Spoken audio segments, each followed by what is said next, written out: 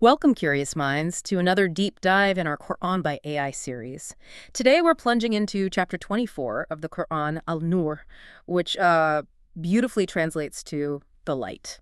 It's a really profound chapter, yes. Holds immense significance. And it's known as a Madinan surah, generally speaking. That's the wide understanding, yes, revealed in Medina. Though some commentaries do suggest that maybe verse 58, just one verse, might have Makkan origins.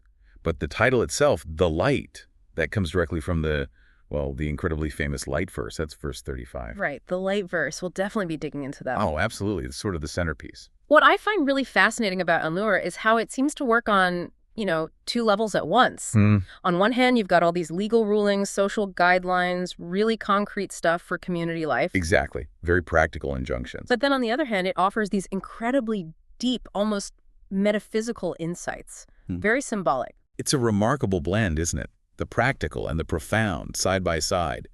Okay, let's illuminate these insights then. Where do we start? Well, verse 1 sets a powerful tone right from the beginning. A surah that we have sent down and ordained, and in which we have sent down clear signs that happily, you may remember, it really announces itself, doesn't it? It does. It establishes its divine authority and its purpose. The term surah itself, the word for a chapter, its exact origins are debated a bit, maybe from Hebrew or Syriac. But here, it clearly marks a distinct unit of revelation. An ayah, that means sign. Yes, ayah, or sign. Here it refers specifically to the Quranic verses as these profound markers of divine truth. They're presented as different from just, everyday talk. And the word bayinat, meaning clear or evident, really hammers that home. Clear signs, so that the message is meant to be understood. That's the promise. And right after that clear statement, the surah jumps straight into some pretty serious legal and ethical matters. Sexual morality and justice. Verses 2 and 3.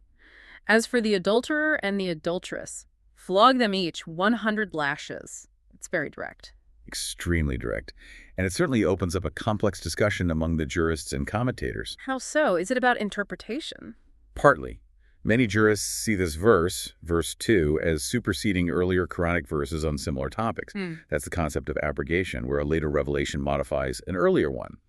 But the really crucial point for you to understand is the discussion around stoning. Ah, right, because stoning is often associated with this punishment. But you're saying? It's attested in the Hadith collections, the sayings and actions of the Prophet. And it's found in pre-Islamic traditions, Old and New Testaments included. But, and this is key, it's not explicitly mentioned here in the Quranic text itself. That's a really important distinction. It is. Commentaries often discuss historical accounts as a Jewish couple, figures like Maz ibn Malik linked to stoning. But these accounts, when you look closely, sometimes raise logical questions against the Quranic text itself, especially regarding the evidence required. Which is? 4 direct eyewitnesses to the actual act. 4 witnesses. That's an incredibly high bar. It's almost impossibly high. Yeah. And that's not just a legal technicality. It reflects, I think, a radical protection of reputation and a strong warning against slander. Verse 3 then connects this to marriage rules, saying an adulterer should only marry an adulteress or an idolatress, linking back to verse 26 later on. Okay, so if proving it is that hard, what about falsely accusing someone? That must be serious, too. Extremely serious. Verses 4 to 10 deal directly with that, specifically accusing chaste women, Medea. And the punishment for a false accusation. 80 lashes. That's verse 4. If the accuser can't produce those 4 witnesses, and significantly, their testimony is never accepted again in legal matters. They're marked as untrustworthy. Wow. But what about repentance? Verse 5 mentions it. Yes, and there's some debate in the commentaries. Does repentance fully restore their legal standing, their ability to testify? Or does it just remove the label of being iniquitous in God's eyes? The core message, though, is God's mercy for genuine regret. And there's a special case for husbands accusing wives. That's right. The process called lionin, or mutual imprecation. Verses 6 to 9 describe it. If a husband accuses his wife, but has no external witnesses, they both have to swear solemn oaths. They call God's curse on themselves if they're lying. The wife's oaths, if she takes them, avert the punishment for her. Interesting. It sounds quite unique. It is. Some commentators draw parallels to a passage in the book of Numbers in the Bible, actually. And then verse 10 brings it back to God's bounty and mercy, a theme that runs through the chapter. Okay, this seems to lead into a major historical event alluded to next, the incident of the calumny. Exactly. The Hadith If, the recitation of the scandal, verses 11 through 20. The consensus among commentators is that this refers to the false accusation made against Aisha, the Prophet's youngest wife. And how does the Quran address this? It addresses the community's reaction very directly. Verse 11 condemns those who actually spread the lie. Verse 15 condemns those who just repeated it, who accepted it with their tongues without verifying. There's a really poignant moral lesson in verse 12. Which is? It urges believers to think well of their own. Basically, assume the best about your fellow believers. Don't jump to negative conclusions. And verse 13 slams them again for not producing the 4 witnesses. It keeps coming back to that standard of proof. Absolutely. And the text highlights the danger of vain talk in verses 14 and 15 and calls the slander itself buhtan, calumny, in verse 16, a tremendous vice. Verse 18 emphasizes God makes his signs clear, reinforcing these instructions aren't ambiguous. And there's a warning for those who like seeing scandal spread. A severe one, yes, in verse 19. For those who desire indecency to spread among believers, it shows how much value is placed on community integrity and protecting reputations. So, following this specific incident, the verses broaden out again. They do. Verses 21 to 26 talk about broader moral obligations. Verse 21 gives that sweeping command, follow not the footsteps of Satan. And it reminds us it's God who purifies. And is verse 22 connected to the calumny story too? Commentaries often link it to an anecdote about Abu Bakr, Aisha's father. He'd apparently sworn off giving charity to a relative, Mizia, who'd been involved in spreading the slander. This verse is seen as telling believers to pardon and forbear, even those who've wronged them. Abu Bakr famously resumed his support for Mizia after this verse. A powerful lesson in forgiveness. Indeed. Then verses 23 to 26 circle back to condemning those who accuse chaste and heedless believing women. It mentions a divine curse and a great punishment. Slander is clearly depicted as incredibly serious. And verse 24 has that striking image. Oh, yes. On the day their tongues, their hands, and their feet bear witness against them. It's a vivid picture of ultimate accountability, isn't it? Where your own body testifies against you. Chilling. And how does this section conclude? With verse 26, a really pivotal statement. Vile women are for vile men, and good women are for good men, and that the good people are innocent of what they say.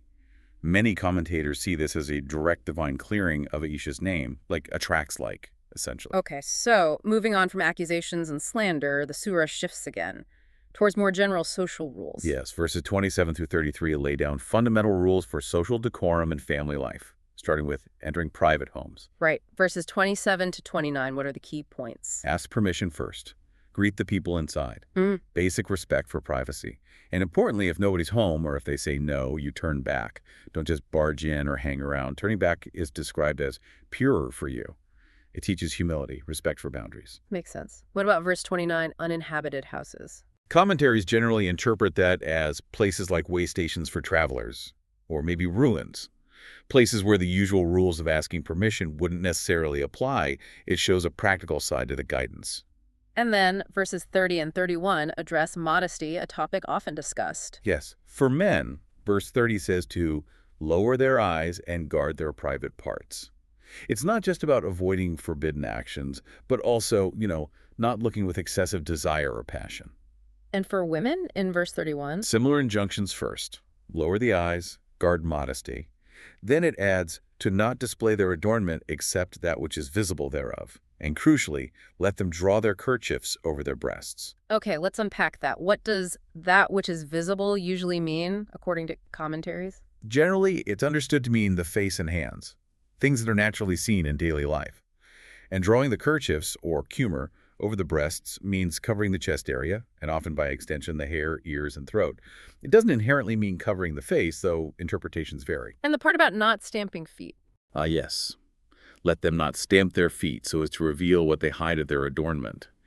This is generally seen as prohibiting any kind of behavior, like drawing attention to hidden ornaments that's sexually suggestive or designed to attract improper attention.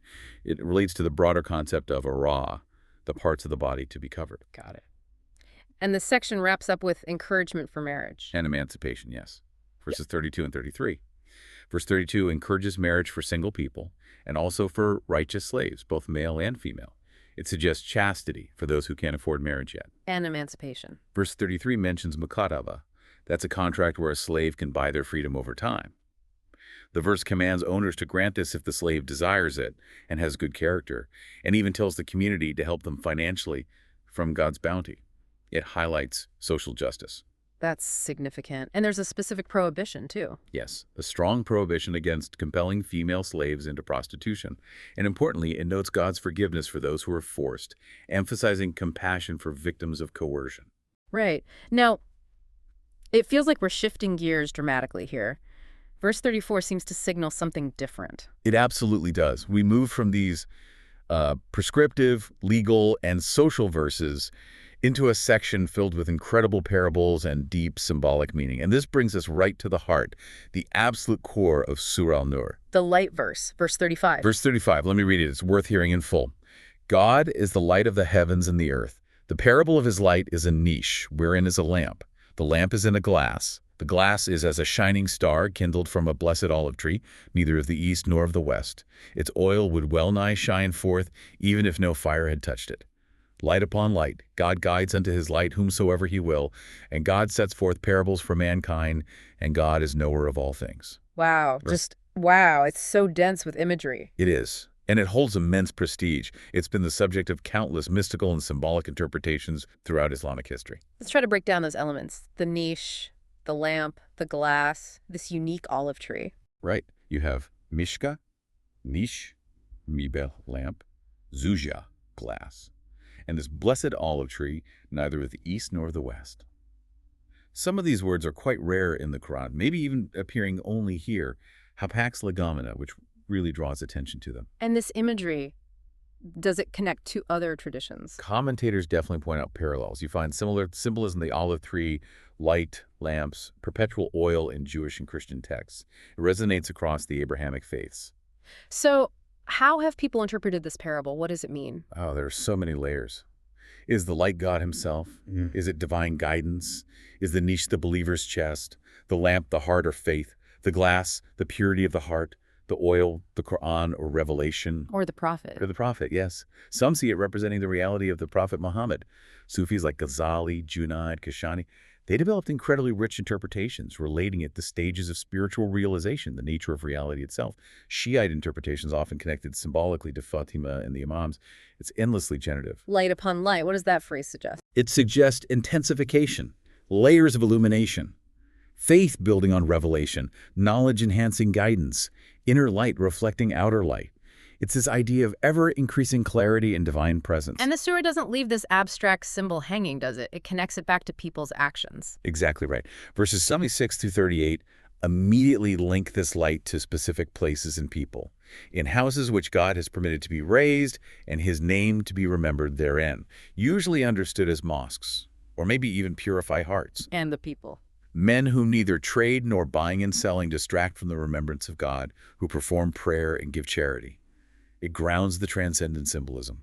True illumination leads to consistent devotion, even in the midst of worldly life. So after this incredible depiction of light, the surah presents the opposite. The perfect antithesis. Verses 39 and 40 give us parables of darkness, describing the deeds of disbelievers. What are those images? First, verse 39 compares their deeds to a mirage upon a desert plain. From a distance it looks like water, like something life-giving. But when the thirsty traveler reaches it, there's nothing there. Their actions lack ultimate substance or reward. A powerful metaphor for futility. And then verse 40 gives an even deeper image of darkness. Or like the darknesses within a fathomless sea, covered by waves, upon which are clouds, darknesses one above the other. Layers upon layers of gloom and ignorance. So if God doesn't grant someone light, then for him there is no light. It illustrates this profound spiritual void, this compounded blindness that comes from rejecting divine guidance. And then, as if to reinforce God's power over light and darkness, the surah points to creation. Precisely. Verse 41 invites us to consider the signs all around us. Do you not see that God is glorified by whosoever is in the heavens and on the earth, and by the birds spreading their wings? Everything glorifies God. That's the message. And each indeed knows its prayer and its glorification. Whether that's literal or metaphorical, it conveys this sense of universal awareness and praise directed towards the Creator. Verse 42 follows up, emphasizing God's complete sovereignty over the heavens and the earth. The ultimate return is always to him. The descriptions of weather are quite detailed, too. Very vivid, yes. In verse 43, God driving clouds together, piling them up, sending rain, even hail coming down from mountains of clouds, it says, and the flash of lightning that nearly blinds you. It's all depicted as part of his masterful control. And the cycle of day and night. Mentioned in verse 44 is a clear lesson, a sign for those who have insight. Then verse 45 speaks of God creating every beast from water. It categorizes them simply by how they move on their bellies, 2 legs, 4 legs, highlighting the diversity emerging from a single source, all under his power. And verse 46 brings us back. It brings us back, echoing verse 34. We have certainly sent down clarifying signs. It neatly closes this section on parables and cosmic signs. Okay, so now the focus shifts again towards the end of the chapter. Yes, the final part, roughly verses 47 to 64, returns to themes of obedience, community dynamics, and respect, sometimes with a more polemical tone, especially regarding hypocrisy. How does it contrast believers and hypocrites? It's quite stark. Verse 47 introduces those who say, "We believe in God and in the messenger, and we obey," but then a faction of them turns away. They're identified as not being true believers. And it describes how they react to judgment. Verses 48 and 49 show them turning away if called to God and his messenger for judgment, unless they think the judgment might be in their favor. Then suddenly they're willing to submit. It exposes their opportunism. Verse 50 asks rhetorically, is there a disease in their hearts, linking their behavior to inner disbelief and hostility? But the true believers respond differently. Completely differently. Verse 51 states their only response when called to judgment is, we hear and we obey. Simple, direct submission. And verse 52 says, these are the ones who will prosper. So obedience is key. Absolutely. Verse 53 points out the hypocrites might swear strong oaths to obey if commanded, but God knows their insincerity. The call is for honorable obedience. And verse 54 clarifies the messenger's role. He's only responsible for the clear proclamation of the message. He delivers it. Obedience is up to the individual. Following this, there's a promise from God. A significant promise in verse 55. God promises those who believe and do good deeds that he will surely make them vice-regents upon the earth, just like those before them. He'll establish their religion for them and replace their fear with security. Vice-regents, what does that mean exactly? Good question. Commentaries offer various interpretations. Some see it referring specifically to the prophet's companions or the early caliphs. Others see it applying more broadly to all righteous believers who uphold their faith, or even pointing towards a future figure like the Mahdi. The core idea is granting authority and stability. And the condition for this promise? That they worship me, associating nothing with me. Monotheism and righteous action. Verse 56 reinforces obeying the messenger to attain mercy. And verse 57 gives a final assurance that disbelievers cannot frustrate God's plan. Their ultimate end is the fire. Okay, so the surah then seems to circle back to very practical rules again, like the ones about entering houses earlier. Exactly. The last section, verses 58 to 64, refines some rules of decorum within the community, particularly within the household and towards the prophet. What are the specifics in verse 58? It details 3 specific times of day when even slaves and children who haven't reached puberty should ask permission before entering private quarters. Before the dawn prayer, when you put aside your garments at noon, and after the night prayer. These are called the 3 times of privacy. It emphasizes respecting personal space, even within the family. Very much so. And verse 59 clarifies that once children do reach puberty, they should ask permission at all times, just like other adults. And there's guidance for older women. Yes. Verse 60 addresses elderly women who no longer anticipate marriage. It says there's no blame on them if they set aside their outer garments, provided they don't display their adornment suggestively. But it still adds that refraining, maintaining fuller coverage, is better for them. It shows consideration for different life stages. Verse 61 seems to be about sharing meals. It is. It clarifies that there's no blame in eating at the houses of various close relatives, parents, siblings, aunts, uncles, or at the houses of friends, or places where you hold the keys, implying trust and responsibility. Whether you eat together or separately, it's fine. The key reminder is still to offer greetings upon entering a greeting from God, blessed and good. Maintaining those positive social connections. Precisely. Then the final verses, 62 and 63, shift focus to etiquette specifically concerning the prophet. What kind of etiquette? Verse 62 says that true believers, when they're with the prophet for some collective affair, don't leave until they ask his permission.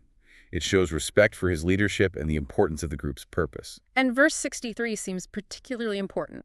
It is. Do not deem the messenger's calling among you to be like your calling to one another. This has several interpretations. Right. Don't call him casually by his first name, like Abu al-Qasim, but use his title, O Messenger of God. Don't raise your voice above his.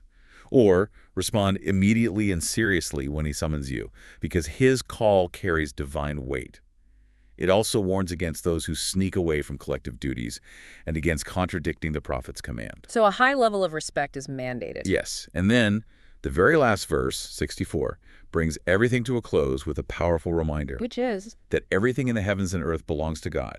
He knows exactly what state people are in, what they're doing, what their intentions are, and he will inform them of everything on the day they return to him, and God is knower of all things. A perfect encapsulation of divine omniscience and ultimate accountability. Exactly. It ties the whole surah together, from the specific rules to the grand cosmic picture. What a journey through Surah An-Nur. It really is remarkable how it weaves together the very practical guidance for everyday life with these incredibly profound, almost mystical insights. It moves so seamlessly, doesn't it? From strict legal points and ethics to that dazzling symbolism of divine light, the cosmos glorifying God, and then back again to obedience and God's all-encompassing knowledge. It feels like this deep dive really does give you that shortcut to being well-informed about just how rich this chapter is. We hope so. It illuminates how even the mundane parts of life are meant to be connected to these higher transcendent truths. So maybe a final thought for you to ponder. How does this constant back and forth in Surah An-Nur between the rules for daily living and the grand metaphors of divine light, how does that shape our understanding of a life lived in alignment with divine wisdom? That's a great question. What insights might we gain by really trying to see the practical, everyday aspects of our lives as being potentially illuminated by that transcendent light of the heavens and the earth? Something to think about. We definitely encourage you to continue your own exploration of the commentaries and the Quran itself. Absolutely. Thank you for joining us on the Deep Dive.